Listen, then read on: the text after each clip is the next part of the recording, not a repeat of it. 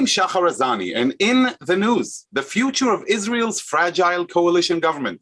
As the Knesset reconvenes this week for its summer session amid terror attacks, what lies ahead for Naftali Bennett's government and Israel's unorthodox coalition? To enlighten us on this issue and so much more, I'm absolutely thrilled to have with us all the way from Tel Aviv in Israel, Carrie Keller-Lynn, political correspondent for the Times of Israel. Carrie, thank you so much for joining us. Shahar, thank you for having me.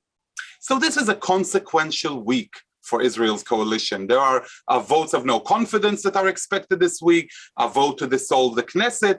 Explain to us a little bit about what's going to transpire this week and what does it all mean? Yeah, Shahar, I'm going to frame that a little bit higher, if that's okay.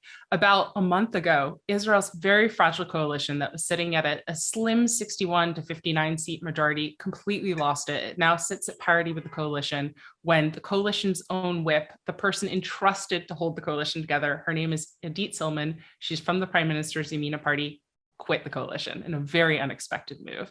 And ever since then, this past month, which is usually sort of a time for recess, a time that members of the Knesset go on vacation, has been incredibly politically tense as everyone is watching to see what will happen with Israel's coalition. Will Naftali Bennett's government survive, or will the Likud-led opposition take it down? And what we're going to see this week are two more moves led by the Likud in its quest. Before we dive into the week, let me understand what you said. So currently, after Silman quit the coalition, we're talking about a 60-60 power sharing in the Knesset, 60 coalition, 60 opposition. That means no majority.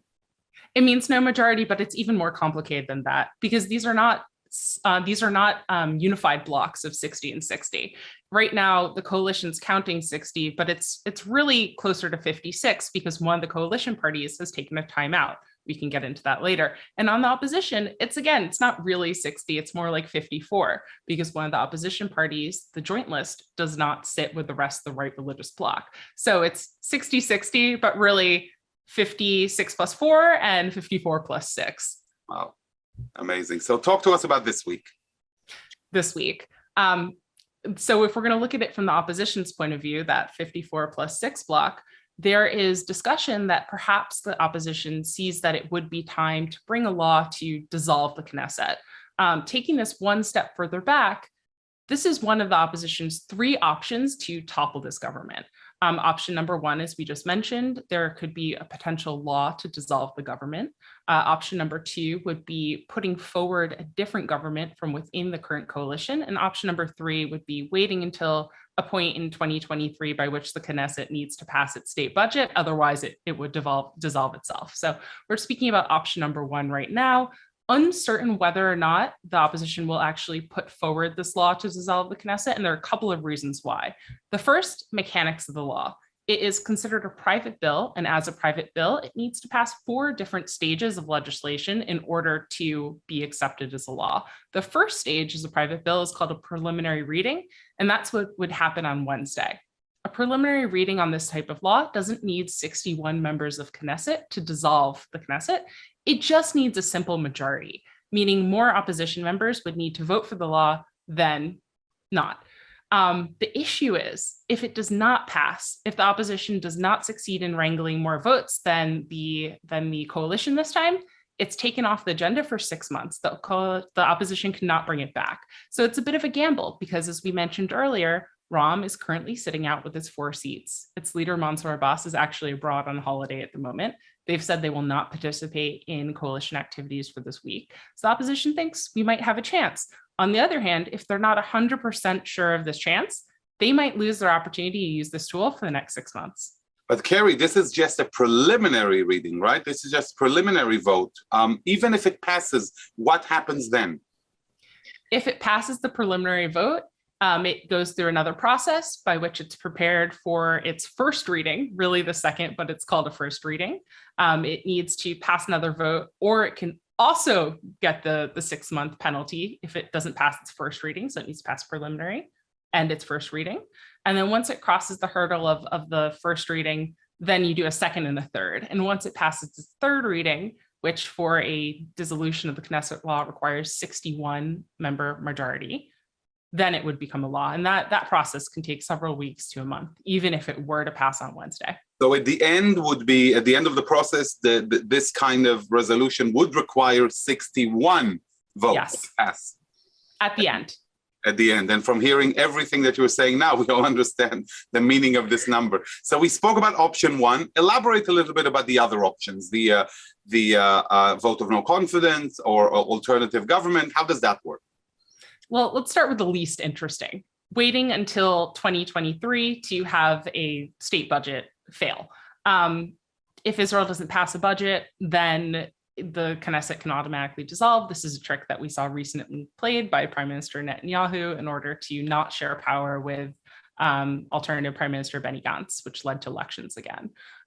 Israel's coalition, led by Naftali Bennett and Foreign Minister Yair Lapid, is currently going through the process of trying to early pass the 2023 budget and perhaps even the 2024 in order to buy itself more breathing room to take this option off the table. Because you can imagine a scenario where even if the option of elections does come up because a law was passed to dissolve the Knesset or another opportunity was come forward to put forward a different government, there could be an option where the government kind of drags on somewhat, and this would be a way for Naftali Bennett to maintain his premiership throughout that period. So right now, the budget is passed all the way through 2022. So you're talking about the option of the budget for 2023 or 4. And in case the budget doesn't pass, the government automatically dissolves, it falls. At some point it would, yes, some point in 2023. And Finance Minister Avigdor Lieberman even said yesterday that on June 16th, that's the date he said, he plans to bring the state budget for its first consideration. Now let's talk about the more interesting option. The more interesting option is reshuffling different seats from within the Knesset. So what do Israeli elections determine?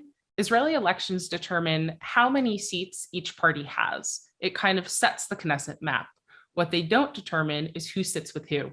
That is the coalition negotiation, and the person who leads that coalition negotiation is the prime minister. One option that we could have is that we have a reshuffling of seats from within the current coalition, from within the current government, led by someone else potentially. Most likely it won't be Naftali Bennett.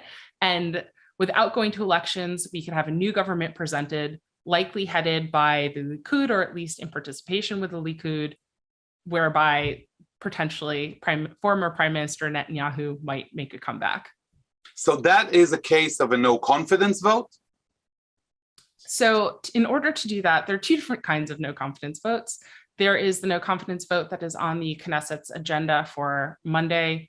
It's kind of used as a tool to put a stick in the eye of the coalition. It's just kind of a slap on the wrist. It doesn't really carry weight because in Israel, the law has been changed. You must have something called a constructive no confidence vote in order to change the government. And what that means is you can't just say, we vote for no confidence, the government needs to dissolve. What needs to happen is there needs to be a no confidence vote with an alternative coalition of at least 61 members of Knesset presented. And then what would happen were, if it were to be passed, a new government would come in place with that alternative slate of candidates. And that potentially is the scenario you're describing, where Likud can come over and build, a constructive no confidence vote in which Netanyahu is the premier with another composition of a majority, in which case there will be a new government in Israel headed by the opposition.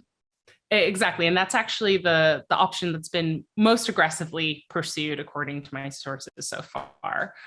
There are several parties within the coalition that don't really have an interest in going to elections. And one of the chief reasons why is polls are currently showing sort of a stasis. If we were to go to elections, there are many chances that your party might do potentially worse or might have a similar result. And the balance between this right religious bloc that exists and the left-wing bloc doesn't really change in a pulled out election scenario. So the idea of bringing Israel to its fifth election within 3 years is not incredibly attractive to a lot of members of Knesset. But what is attractive, especially to parties on the right who currently sit in opposition, is reforming a government with this right religious bloc that could come from within the current Knesset and save the country the trouble. One thing to also point out, and why this is possible, is because Israel has an ideological right religious majority in the Knesset right now. What it doesn't have is a political one. And a lot of the reason why is this sort of binary yes, no on the dichotomy of the question of yes to Netanyahu, no to Netanyahu. In fact, I would say that that was the driving question behind formation of this incredibly eclectic 8-party, far left to Arab to right-wing coalition that we see sitting today that is currently starting to show its cracks in a more prominent way. This is advanced politics 101. I can tell you the fact that you're able to, follow it and monitor it so closely is a huge gift for all of us.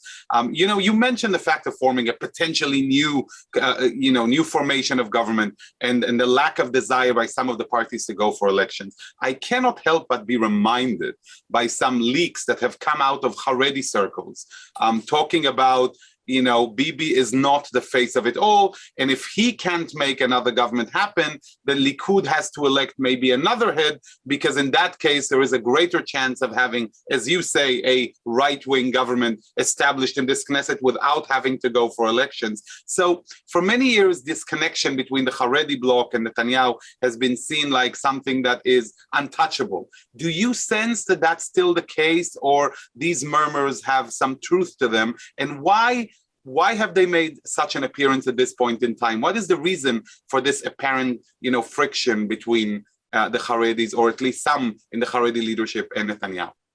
So the Haredi-Likud alliance is unassailable. It is watertight. What is not watertight is the Haredi-Netanyahu alliance.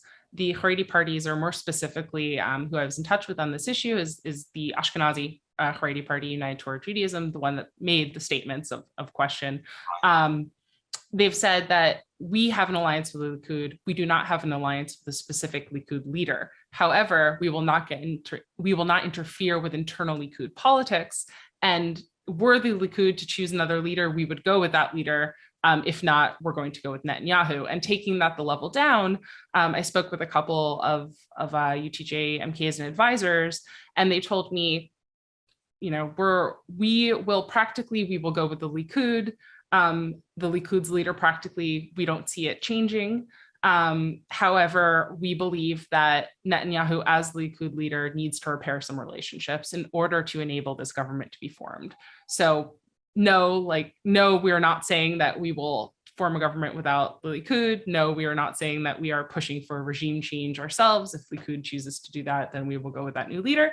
But what needs to happen, because the situation is not changing, is that Netanyahu needs to find a way to play nice with other parties so that we can reform this right religious bloc and have a government led by the right, as we discussed. It's amazing to think how Israeli politics rolls, because we remember so well the guarantee that was given by Shas leader Aryeh Deri to Benny Gantz in the past coalition, that he personally guarantees the execution of the rotation agreement between both Gantz and Netanyahu. So the Haredis played a role. They apparently failed on their ability to deliver on that promise. And now, in a way, the situation now with Netanyahu is you have to make nice with the other parties, because this cannot go on forever. But talking about the Haredis, there is something very interesting that really attracted my attention. During the discussions to approve this budget, the budget that was approved for this year, finally approved budget, there was a very interesting debate on the Knesset floor, where Mansour Abbas, Ram's head, was, as deputy speaker, was chairing the session, and the speaker was a member of Knesset Gafni. And I remember from United Torah Judaism, and then when he had mentioned on the floor the plights of the Haredi communities as a result of the budget, Mansour Abbas not only allowed him twice as much time to finish his speech, 10 to 20 minutes, but also made a statement that Ra'am is willing to commit part of the budget in the sums of tens of millions of shekels, up to 100, to assist those Haredi communities in need. He was talking about the potential of establishing a coalition, unorthodox, as we mentioned, potentially between Ra'am and the Haredis, bearing in mind that they're both fighting for, their communities on social issues.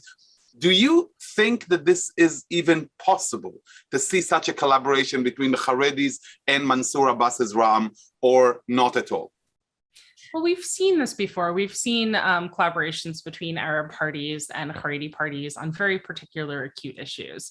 Do I think that we'll see some sort of collaboration that means leading to a reshuffling of Israel's political map? No. But I think that there are a lot of areas of shared interest. One area in which we've seen this in the past has been the idea of religious sirens. So there were bills in the past, or suggestions for bills to quiet the muezzin, the call to prayer in Islamic towns.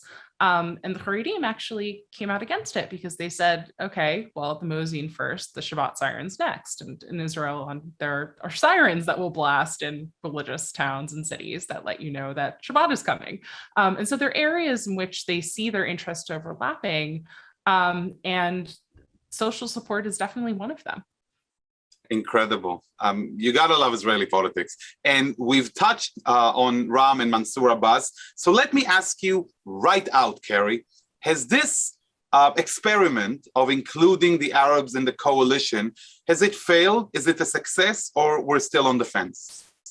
Well, I'll quote Mansour Abbas himself. It's a process. That's something that he's said to me about it. And the question of whether or not it's failed is actually, we're hearing it on the Hebrew-speaking side of Israeli politics. It's much more a burning question on the Arabic side, speaking of Israeli politics. And it really speaks this deep split within Ram itself right now, whereas some of the party still supports Mansour Abbas's big political experiment. We have to remind ourselves, this was pioneering. He not only took an Islamist Arab party for the first time into the coalition, he said, we are going to put the Palestinian national agenda to the side, and we're going to focus on civil wins. Has he delivered to this point? Not so much. He has budgeted a very large amount of money, but actually on the ground results have not been seen for a number of reasons, some within his control and some without. And so there's this split within Ram where some people say, yes, we need to give this more time. And then there's a dissenting faction which says, no, all we've done was give. We've enabled this coalition to happen. We've suffered our, we've had to sacrifice our own morals for it, whether it be the citizenship law, which the Arab Street will call the family reunification law, which is an annually renewed measure that prevents most Palestinians who marry Israelis from getting Israeli permanent residency, whether it be that, or it be just sitting in a coalition that,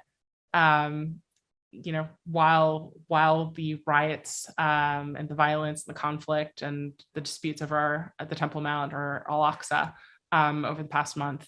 And that was actually the turning point, I would say, where pressures within Ram itself became too great to ignore. And Ram is the political arm of the Southern Islamic movement, which has a Shura Council, which guides it. And about 3 weeks ago, Ram's Shura Council said, enough is enough. And Mansour Abbas declared a freeze or a timeout on coalition membership. And we're still trying to find our way back to integrating Ram in the coalition or not. And then we go back to the vote you mentioned before of how come potentially they might have a majority, because we're at the 56+4 situation where Ram is still supposedly on the fence. It's also worthwhile to remember, Carrie, that it wasn't Naftali Bennett. I mean, he wasn't the first, and neither was Lapid, who brought Ram in. I mean, I specifically remember the spectacle, the visual of Prime Minister Netanyahu appointing Mansour Abbas to chair the Knesset Committee on fighting the crime wave in the Arab sector in Israel, as well as his inaugural debut when the Prime Minister himself came to honor Mansour Abbas at that Knesset session. Do you remember that? I do, and I would say even more than that. I spoke with someone from Yamina today who was like, you need to remember, not that anyone could forget because it's constantly said, the person who koshered Mansour Abbas in Israeli politics was Netanyahu and his Likud party, by first opening this idea of negotiating with Ram to join the coalition back last year when the last election happened. Right.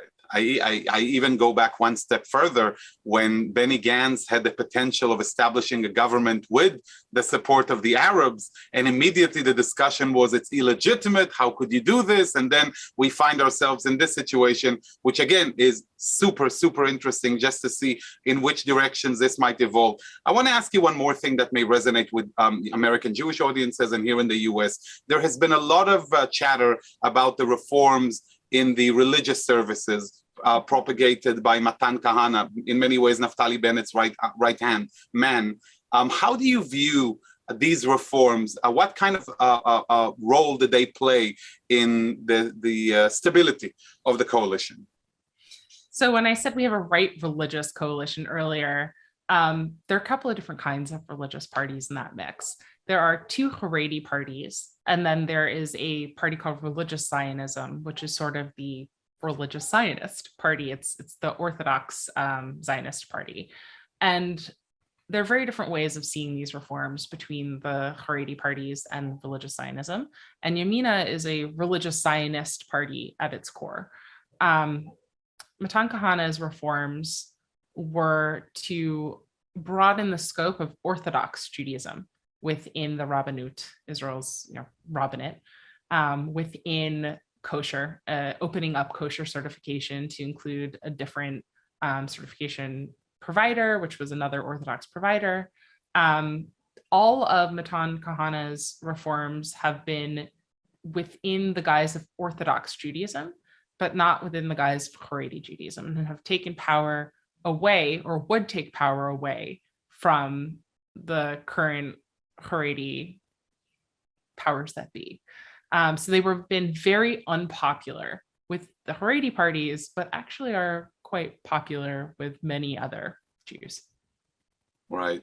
And then at the same time, the same reforms are grounds for attacks against Kahana from the side of the Haredi parties. I remember the discussion in the Knesset where Matan Kahana was speaking and was telling the Haredis, were you praying in an ambush as you were fighting for Israel as part of the IDF, or was I? Which is the real Kiddush Hashem? Again, Israeli politics is like the gift that does not stop giving. I'll ask you the question that everybody has in mind, and I know it's a very difficult one to answer, but personally, what are your expectations as far as the survivability of this coalition? Do you think Bennett's government will survive the summer session and go into the lengthier summer leave, or do you expect it to be toppled in the next couple of months? How do you see it, and what are you hearing from the direction of the players in the field?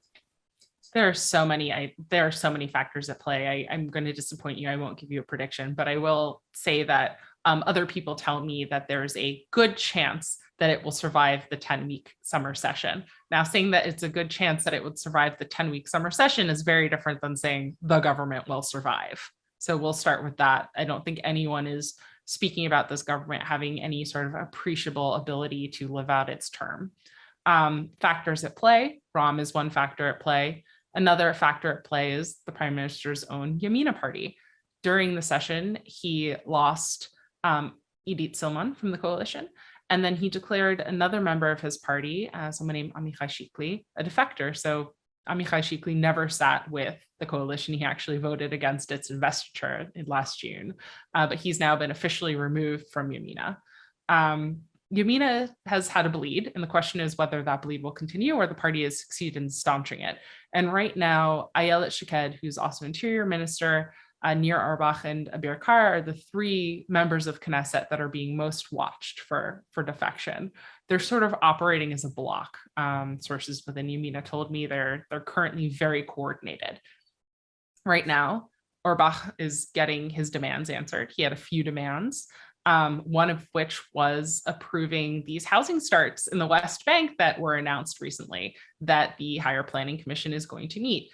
You might have seen in the news that US President Joe Biden reacted unfavorably to this, right. And Israeli politicians have been very active in explaining the need to President Biden to approve these housing plans, because otherwise the coalition might fall apart because Nir Orbach might leave. And if he leaves, perhaps the other two might leave with him. But really only he might be necessary to end this tenuous possible majority that the coalition still has. So we have Yamina, we have Ram. They're constant. And you're mentioning U.S. President Biden. So we have to also mention the fact that there is here a formidable head of opposition that is not necessarily very much favored by the American administration, i.e. Benjamin Netanyahu, hence the supposed understanding that the Israeli government is hoping to achieve with the Biden administration. But it's also worthwhile to remember that it was during then Vice President's visit in Jerusalem, Joe Biden, that there was another building that was announced in the course of the visit, which also caused a little bit of a skirmish with the Obama administration, right, Carrie? Right. That was about 10 years ago, I believe. Yeah. Then the housing, the Interior Ministry was under one of the one of the Haredi parties, right. And it was incredibly embarrassing. And Obama called Netanyahu as prime minister then and said, "How could you have done this to me?" And Netanyahu said, "I actually didn't. It was out of my control. One of my coalition partners didn't do it. I didn't know." Right. I didn't know. And it was very likely, and it very likely was that case, which also speaks to kind of the independent nature of these coalition parties. In the US, we have two major parties. And right. So when we say a Democrat or a Republican, there's relative consistency throughout in terms of opinions. But when you have a coalition, you're handing power to leaders who don't necessarily share all of your interests. And when Prime Minister Netanyahu gives the Interior Ministry to someone who very much cares about West Bank settlements and announces this, but has less of a concern for diplomatic considerations and makes this announcement thoughtlessly, intentionally unclear, when then Vice President Biden was in Israel, it causes a diplomatic brouhaha. There we go. Carrie, I can't thank you enough. Thank you so much for joining us, for your insights. Truly enlightening. I urge all of our viewers to follow your reporting and your daily briefings on the Times of Israel, for these quagmirical issues are rarely so well explained as we've heard today. Really appreciate your coming on the show. And of course, let's all pray and hope for some stability in Israeli politics. Again, the gift that does not cease giving. Thanks so much, Shahar. And to our viewers, I'd like to thank you all for watching. Hope we all got smarter about what lies ahead for Israel's coalition government. And we are sure to follow on this issue, and with Carrie, who so eloquently explained it to all of us. I'd like to wish you all stay safe, stay happy, and stay healthy. I'd like to thank our director, Sloan Copeland, JBS's managing director, Dara Golob, our technical manager, Michael Paley, transmission manager, John McDevitt, and to our wonderful producer of In the News, Carol Lilienthal. For JBS, I'm Shahar Azani. Until next time, see you soon. Shalom and lehitraot.